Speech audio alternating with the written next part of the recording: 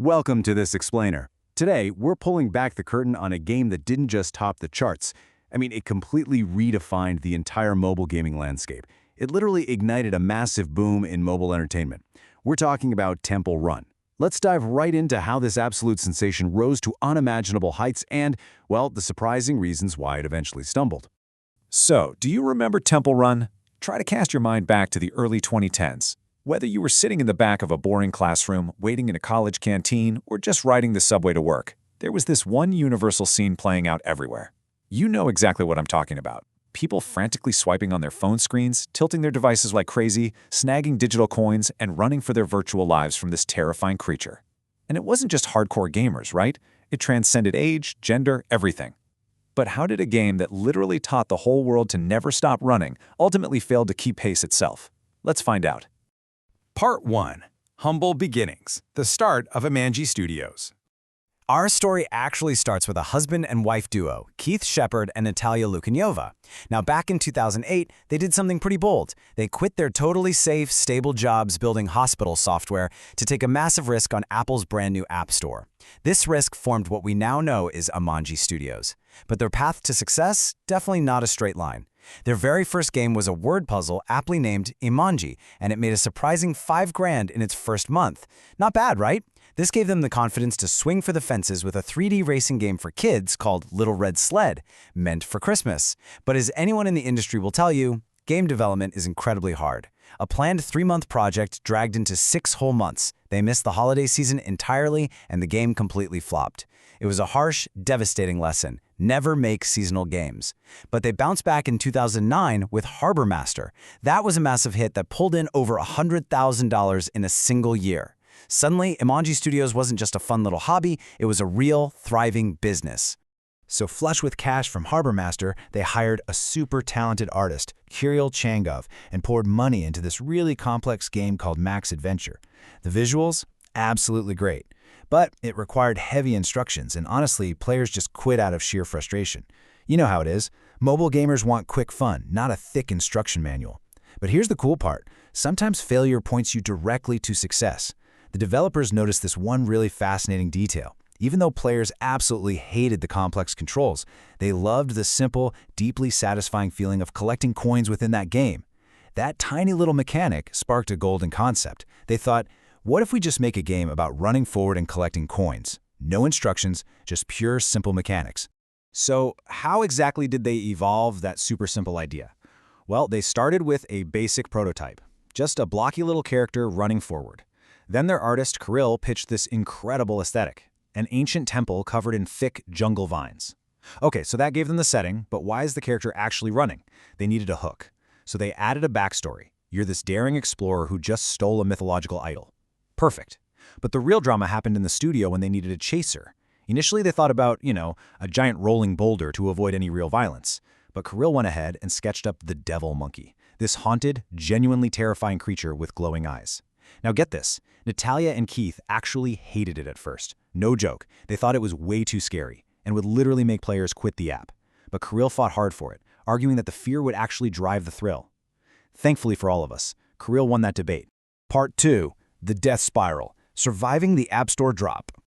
Armed with their brand new Devil Monkey, Temple Run launched in August 2011 for 99 cents, and initially, it shot right up the charts. But within just a few weeks, downloads dropped, the popularity waned, and they entered what mobile developers terrifyingly refer to as the death spiral. Now, once the App Store algorithm buries a sinking game, it is almost impossible to recover. The game they poured their absolute hearts into was literally on the brink of dying completely. Desperate to save their creation, and obviously with bills still to pay, Keith and Natalia made a massive, studio-saving decision in December 2011. They made the golden pivot to free-to-play. They dropped the 99-cent price tag entirely and just integrated ads to generate some basic revenue. The result? Oh man, it was like opening a floodgate. The downloads didn't just recover, they absolutely exploded. Within weeks, Temple Run hit the top 50 most downloaded apps, and shortly after that, it claimed the #1 free iOS app spot in the entire world. But iOS was really just the beginning. The demand was so feverish that iPhone users were essentially acting as free walking billboards for the game.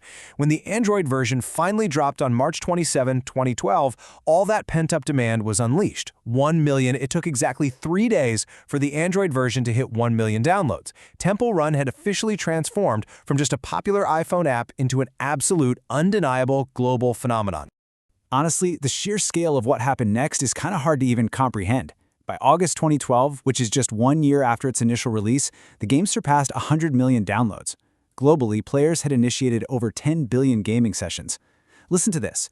If you took all the time people spent swiping and jumping in Temple Run and added it all together, it equaled 54,000 years of combined human playtime. 54,000 years. That's just an unbelievable metric of cultural capture. At that point, it wasn't just a game anymore, it was literally a daily habit for humanity. And, as you might guess, when you capture that much human attention, Hollywood comes knocking. Disney actually partnered with Jumanji to create Temple Run Brave in 2012, and then the highly cinematic Temple Run Oz in 2013. Jumanji also released Temple Run 2, which absolutely shattered records, with 50 million downloads in just 2 weeks.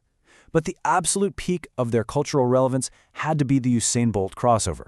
Seriously, the real-life fastest man on Earth used to play Temple Run to calm his nerves before his Olympic races. When Jumanji found that out, they immediately collaborated, making the fastest man alive a playable character in the game. It was a massive hit for sure. Part 3. Stagnation. The game's downfall. Here's the crazy thing. The very thing that made Temple Run a massive success in the first place, its incredibly simple loop of run, turn, jump, die, repeat, eventually became its greatest liability. Back in 2011, that loop was totally revolutionary. But as time went on, players began to crave, deeper missions, more variety, richer experiences. The endless run started to feel endlessly repetitive. You can see exactly how the competition capitalized on this boredom by comparing Temple Run to its biggest rival, Subway Surfers, which launched in 2012. Now, Jumanji Studios deliberately kept their team size pretty small, about 10 to 12 developers, because they wanted to preserve their intimate creative culture. But Subway Surfers, they had a massive, large-scale studio behind them. While Temple Run was stuck in this dark, creepy jungle, Subway Surfers was bright, colorful, and just felt alive. But the real killing blow was the update schedule. Because Jumanji was so small, updates were super infrequent. Subway Surfers, however, pumped up massive, monthly updates, taking players on these vibrant world tours to Paris, Tokyo, and Cairo. Jumanji's desire to stay small meant they simply could not keep up with the content demands of modern mobile gamers.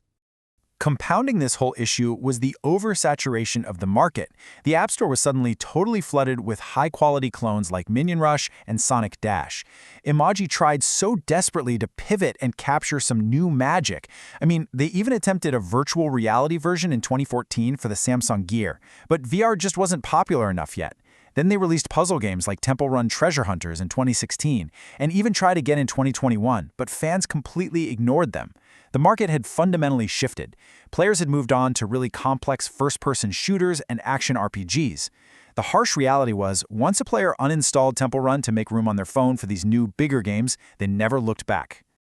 Part 4. A race that stopped. The legacy of Temple Run. Still, the legacy of Temple Run is absolutely undeniable. It fundamentally laid the groundwork for the entire modern mobile gaming industry. It proved, once and for all, that a simple, highly addictive mechanic could literally capture the attention of the entire planet. Now, while Jumanji Studios is teased at Temple Run 3, promising a big return to form, the original magic of that 2011 era has largely faded into a quiet nostalgia. Which brings us to a quote from our source material that just beautifully sums up this entire explainer. The thrill is not in winning, but in keeping running. Temple Run taught millions of people that the joy wasn't about finding a finish line, but surviving the sprint for just a few seconds longer. Yet, in this profound bit of irony, the very game that taught the world to never stop running ultimately couldn't keep running itself. It really begs the question for today's developers. In an industry that demands absolute, constant evolution, is a brilliantly simple idea enough anymore? Or will the next massive hit require a finish line we haven't even imagined yet? Thank you so much for joining me on this explainer, and I'll catch you next time.